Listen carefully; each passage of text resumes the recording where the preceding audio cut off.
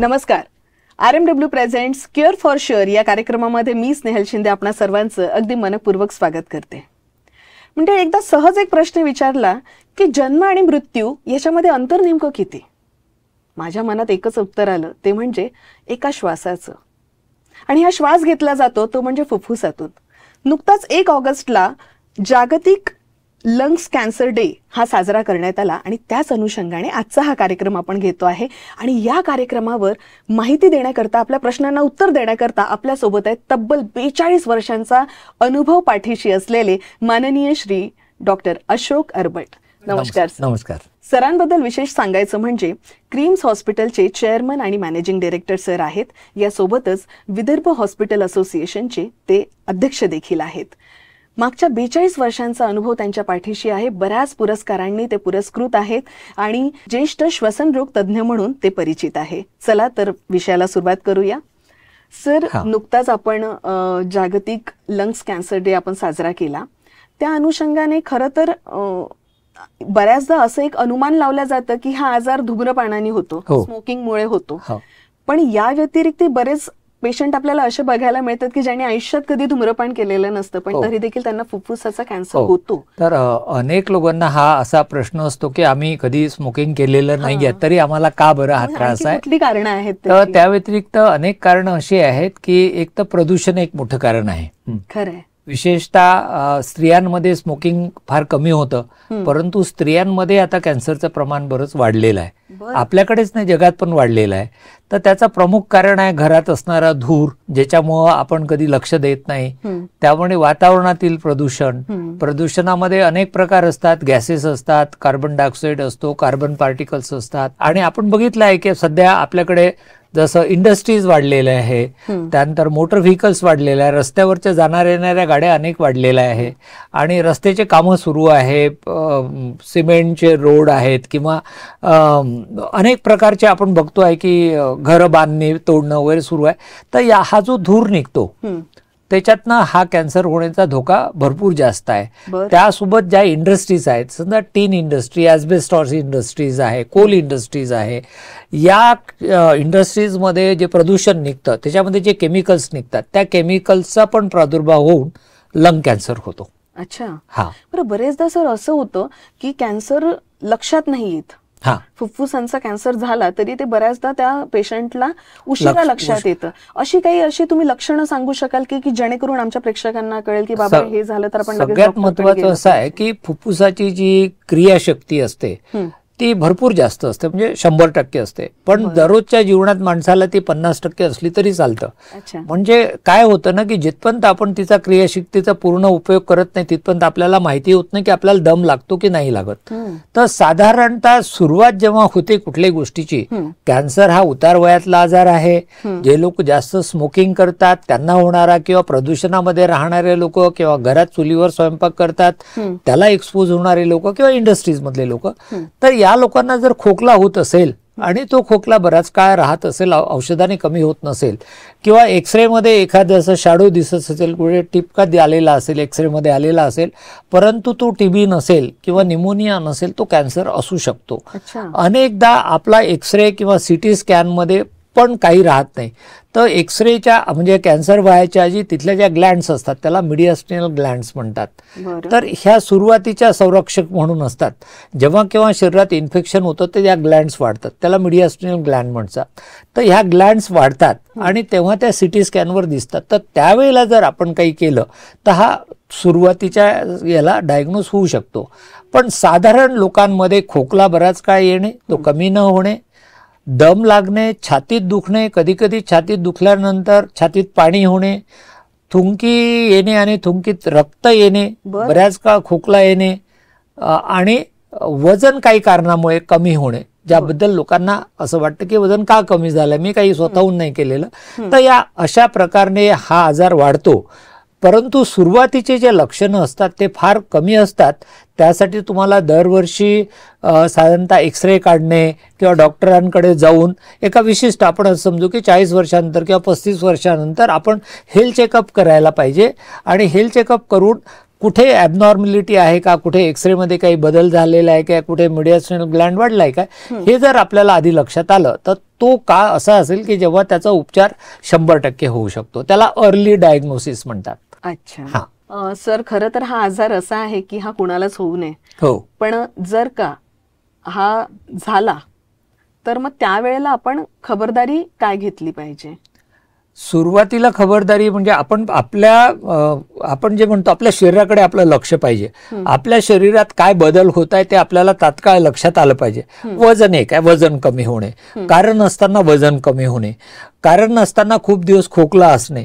ठीक आहे, आपण स्मोकिंग करत असू तर आपल्याला छातीत दुखत असेल किंवा आपल्या थुंकीत रक्त येत असेल. रक्त येणे ही एक मोठी गोष्ट आहे, पण कधी कधी लहान लहान कारणामुळे पण रक्त येतं. पण जर रक्त वारंवार येत असेल, थुंकीमध्ये छाती दुखत असेल, खोकला येत असेल, वजन कमी होत असेल, ताप येत असेल, तर ह्या कारणामुळे स्पष्टता येऊ शकते, विशेषतः स्मोकर्समध्ये आणि जे लोक पॉल्युशनमध्ये राहतात त्या लोकांमध्ये, की ही सुरुवातीची लक्षणं आहेत. त्यांनी यावेळेला डॉक्टरांकडे जाऊन आपला स्वतःचा ज्याला म्हणतो आपण हेल्थ चेकअप करायला पाहिजे. किंवा जर आपण स्मोकर आहे, पॉल्युटेड एरियामध्ये आहे, आपल्याला काहीच त्रास नाही आहे, तरी आपण 35 नंतर दरवर्षी जाऊन स्वतःचा हेल्थ चेकअप जर केला तर तुम्हाला अगदी सुरुवातीच्या स्टेजला माहिती होऊ शकते. अरे वा. सर, मग याची माहिती कशी करून घ्यायची? हा डायग्नोज कसं होणार? हा, तर वरील लक्षणं आपण आधी जी डिस्कस केली ती लक्षणं जर असतील आपल्याला तर सुरुवातीला आपण एक्सरे काढायला पाहिजे. आता बघा, सिरियल इन्व्हेस्टिगेशन्स आहेत. सुरुवातीला एक्सरे, त्यात नसेल तर सीटी स्कॅन आहे, सीटी स्कॅन नसेल तर MRI आहे, पेट स्कॅन आहे. याच्यामध्ये तुम्हाला साधारण माहिती होतं की कुठेतरी एक लक्षण म्हणजे छातीमध्ये एक डाग आहे किंवा एक शॅडो आलेली आहे. त्यानंतर तिचं हिस्टोपॅथॉलॉजी, ब्रॉन्कोस्कोपी करावी लागेल. ब्रॉन्कोस्कोपी करून तिथला तुकडा घ्यावा लागेल. आता ब्रॉन्कोस्कोपी वेगळ्या प्रकारची होतं. त्याच्याही आधी जर तुमच्या एक्सरे सीटी स्कॅनमध्ये काहीच नसेल आणि फक्त मिडियास्टिनल ग्लँड्स वाढलेल्या असतील तर तुम्हाला इबस करावं लागेल. इबस म्हणजे त्या ग्लँडचा तुकडा काढावा लागेल. तर हा एक ब्रॉन्कोस्कोपीचाच प्रकार आहे. तो तुकडा काढावा लागेल आणि तुकडा काढून तो पाठवावा लागेल. लंगमध्ये एखादी शॅडो आलेली असेल तर तिथली तुम्हाला बायोप्सी घ्यावं लागेल. बायोप्सी लहान असेल तर क्राय बायोप्सी म्हणजे मोठी बायोप्सी घ्यावं लागेल. सिटी गायडेड बायोप्सी घ्यावी लागेल किंवा कधी कधी थुंकीत सुद्धा येऊ शकतो. तर ह्या चाचण्या केल्यानंतर ह्या चाचण्या पॅथॉलॉजीला जातील आणि पॅथॉलॉजीच्या गेल्यानंतर आपल्याला कळेल की हा कॅन्सर आहे. मग पॅथॉलॉजीला गेल्यानंतर त्याची एकदा कॅन्सर आल्यानंतर तो कुठल्या प्रकारचा आहे त्याची इम्युनोहिस्टोकेमिस्ट्री करावी लागते. म्हणजे सेल्युलर डायग्नोस्टिस करावी लागतं. म्हणजे तो कुठल्या प्रकारचा कॅन्सर आहे आणि कुठल्या प्रकारचं औषध त्या कॅन्सरवर लागू शकतं. तर आता खूप डेव्हलपमेंट झालेलं आहे, याच्यामध्ये प्रोग्रेस झालेली आहे. की चला, आपण हे सगळं तर आपल्याला आलं लक्षात, पण एवढं सगळं करूनही जर कॅन्सर झाला तर सध्याच्या परिस्थितीत आधुनिक कुठली उपचार पद्धती अवेलेबल आहे? सगळ्यात आधी जर कॅन्सर झाला असेल आणि तो एकाच ठिकाणी असेल म्हणजे पसरलेला नसेल, समजा फुफ्फुसात कॅन्सर झालाय आणि उजव्या बाजूला झालाय, पण तो उजव्या बाजूकडून डाव्या बाजूला गेला नसेल, ते आपल्याला स्टेजिंग करावे लागतं आधी. स्टेजिंग म्हणजे कॅन्सर 1 to 4 स्टेज असतात. पहिल्या स्टेजमध्ये तो ऑपरेबल असतो किंवा तो चांगला ट्रीटमेंट होतो. 4th स्टेजमध्ये गेल्यानंतर त्याला तो सर्व शरीरामध्ये पसरलेला असतो. तर सुरुवातीला त्याचं स्टेजिंग करावे लागतं. स्टेजिंग मध्ये तुम्हाला ते तिथली बायोप्सी असेल किंवा तुमचा इबस असेल त्यांनी तुकडा काढावा लागतो, मग स्टेजिंग करावा लागतो. त्याप्रमाणे मग तुमची ट्रीटमेंट सुरू होते. आता ट्रीटमेंटमध्ये जसा आपण कॅन्सर डायग्नोज केला, पहिला येतो की तो त्या विशिष्ट भागालाच तिथे थांबलेला आहे की तो पसरलेला आहे. तर हे पहिल्यांदा ठरवावं लागतं. ट्रीटमेंट खूप महागडी आहे की सर्वसामान्य लोकांना झेपणारी आहे? नाही, सर्वसामान्य लोकांना झेपणारी नाही, पण अनेक कॅन्सर इन्स्टिट्यूट आलेले आहे. गव्हर्नमेंट कॅन्सर हॉस्पिटल आहे, तुकडोजी महाराज हॉस्पिटल आहे, नॅशनल कॅन्सर इन्स्टिट्यूट आहे. तर अनेक ठिकाणी तुम्हाला ही तुमच्या कमी दरात ट्रीटमेंट करून मिळते. आणि आता कॅन्सरवर अनेक ड्रग्ज आले, त्यापैकी काही ड्रग्जवर त्याचे किमती पण गव्हर्नमेंटने कमी केलेले आहे. परंतु ती लॉंग टर्म ट्रीटमेंट आहे.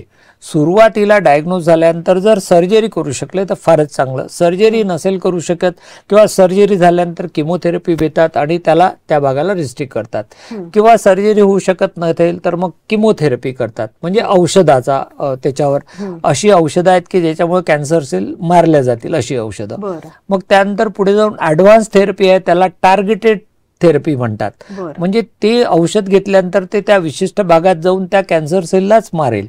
मग त्याच्यामध्ये अजून ॲडव्हान्स इम्युनोथेरपी आहे, म्हणजे शरीरामध्ये इम्युन सिस्टीमला ऍक्टिव्ह करतात आणि कॅन्सर सेल मारण्याचा प्रकार करतात. आणि त्याच्यानंतर रेडिओथेरपी देतात.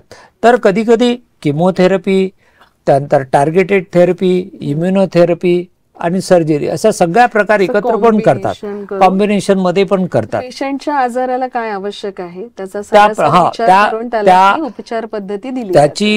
त्याचं स्टेजिंग कुठलं आहे, तो किती पसरलेला आहे आणि कुठल्या औषधाने तो चांगला होऊ शकतो एवढं तज्ञ ठरवतात आणि त्याप्रमाणे त्याचं ट्रीटमेंट प्लॅन करतात. त्याला प्रोटोकॉल म्हणतात. ते प्रोटोकॉल जनरली सगळीकडे सारखेच असतात.